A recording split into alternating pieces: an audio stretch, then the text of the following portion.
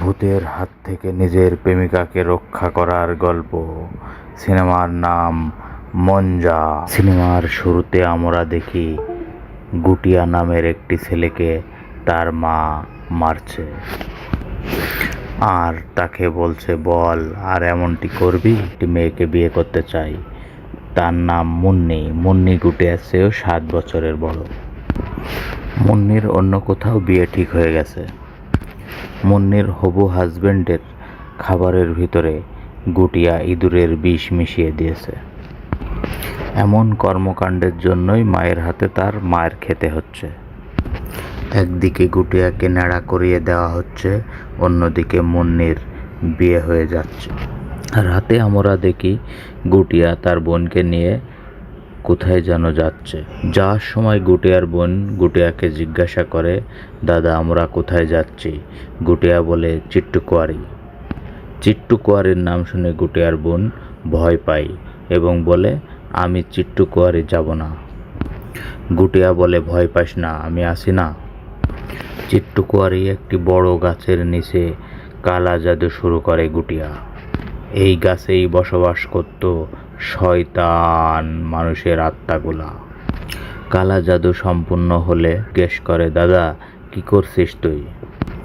গুটিয়া বলে, মুন্নিকে পাওয়ার বলি দিতে হবে। গুটিয়ার বোন বলে, দাদা আমি তো নারী। গুটিয়া একটু ভেবে বলে, নারী হলেও চলবে।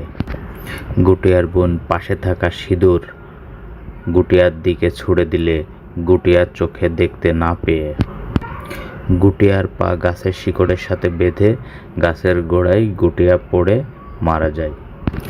গুটিয়ার মা বাবা ছেলেকে এমন অবস্থায় দেখতে পেয়ে কান্নায় ভেঙে পড়ে। গুটিয়ার সৎকার করে সেই অস্থিগুলোকে বিট্টু চিট্টুকুয়ারি চলে আসে।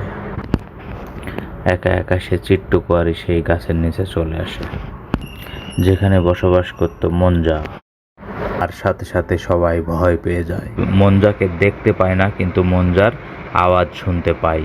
মুন্নি মুন্নি বিয়ে বিয়ে করতে থাকে। বিট্টুর বন্ধু বলে, মঞ্জা যে গ্রামে থাকতো সে গ্রামেই হয়তোবা মুন্নি আছে, তো সেই গ্রামের কোথাও থেকে যদি তার ছবি ম্যানেজ করা যায় তাহলেই মুন্নিকে খুঁজে পাওয়া যাবে। এমন সময় বিট্টুর মনে পড়ে রুকুর কথা। সাথে সাথে রুকুকে ফোন দেয়। রুকুর কাছে মুন্নির ব্যাপারে জানতে চাই, মুন্নি নামের কেউ আছে কিনা। রুকু তখন বলে, মুন্নি নামের একটা মেয়ে আছে, তাদের পরিবার অনেক আগেই এখান থেকে শহরে চলে গেছে। রুকু সেখান থেকে মুন্নির একটি ছবি নিয়ে বিট্টুকে পাঠিয়ে দেয়। এই ছবিটি বিট্টুর বন্ধু দেখে বলে, এটা বেলার দাদি। তখন বিট্টুর বন্ধু বেলাদের বাসায় যায়, যেয়ে দেখে বেলার দাদি বৃদ্ধ মানুষ সিনেমা দেখছে আর কাজের মেয়ে তাকে খাইয়ে দিচ্ছে। বৃদ্ধ অবস্থায় দেখে মঞ্জা মুন্নি মুন্নি বলা বন্ধ করে দেয়। এরপর যখন টুরা চলেই আসবে তখনই দেখা হয় বেলার সাথে। বেলা বিট্টুকে দেখে জড়িয়ে ধরে, কারণ বিট্টুর দাদি মরে যাওয়ার সময় বেলা সেখানে ছিল না।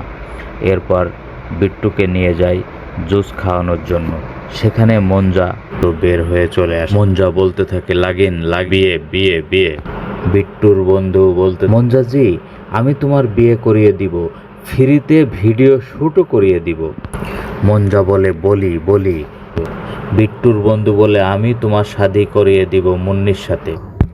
মঞ্জা বলে, আমার এখন মুন্নিকে চাই না, আমার এখন বেলাকে চাই। এবং বেলাকে চিট্টুকুয়ারি নিয়ে যেতে হবে, সেখানে মঞ্জার সাথে বিয়ে দিতে হবে, তারপরে তাকে বলি দিতে হবে। আর এই বলি দিলেই মঞ্জা চিরকালের জন্য মুক্তি পেয়ে যাবে। এটা শুনে বিট্টুর তো কলিজা উড়ে যায়। বিট্টু বলে, মার্ডার? এটা আমি করতে পারবো না। তারপরে মঞ্জা তাকে হুমকি দেয়, তার মাকে মেরে ফেলবে, তার বন্ধুকে মেরে ফেলবে, সবাইকে সে মেরে ফেলবে এই কাজটা সে যদি না করে দেয়। বিট্টু ভয় পেয়ে যায়। বিট্টু ভয় পেয়ে কি করবে দিশা খুঁজে পায় না। বিট্টুর বন্ধু হ্যারি তাকে নিয়ে যায় যে এই সমস্ত বিষয়গুলো ভালো হ্যান্ডেল করতে পারে, যার নাম তান্ত্রিক প্রভাকর। কিন্তু বিট্টুর সন্দেহ থেকে যায় যে তান্ত্রিক প্রভাকর এই সমস্যার সমাধান দিতে পারবে না, তাই সেখান থেকে বিট্টু চলে যেতে চায়। যাওয়ার সময় তান্ত্রিক বিট্টুর পেছনের হাতের ছাপটি দেখতে পায় এবং বলে, আরে মঞ্জা। একথা শোনার সাথে সাথে বিট্টু সেখানে দাঁড়িয়ে যায়। তান্ত্রিক তখন বিট্টুদেরকে বলতে বিয়ে এটা তার বন্ধুও দেখতে পায়।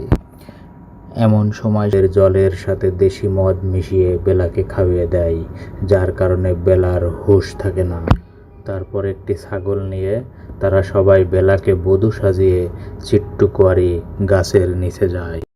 ডক্টর বিট্টুকে ফোন করে বলতে থাকে, আগে গাছের নিচে আগুন দিয়ে বিট্টুর হাতের রক্ত দিয়ে ছাগলের মাথায় জেট চিহ্ন সাথে মঞ্জার আত্মা ছাগলের মধ্যে চলে আসে। বিট্টু ছাগলকে চেপে ধরে বলে, মঞ্জাজি। তখন ছাগলের মধ্য থেকে মঞ্জা বলে, বেঈমান, ধোঁকাবাজ, ছাড় আমাকে।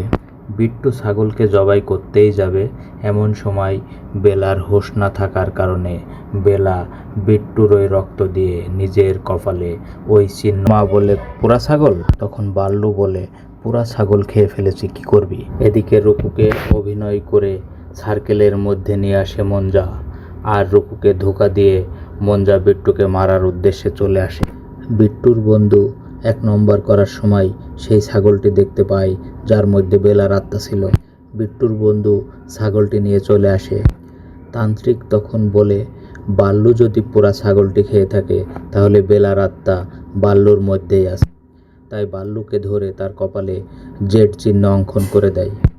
আর তখনই সাথে সাথে বেলার আত্মা বেলার শরীরে ফেরত চলে যায়। দৃশ্যটি দেখতে অদ্ভুত সুন্দর লাগছিল। সেখানে সবাইকে মেরে বাল্লু মানে মঞ্জা বেলাকে নিয়ে চিট্টুকুয়ারের দিকে যেতে থাকে। তখন এই বিট্টু তার কল্পনাতে তার দাদিকে দেখতে পায়। তার দাদি বিট্টুকে বলতে থাকে, তুমি যত মঞ্জাকে ভয় পাবা ততই তোমাকে ভয় দেখাবে।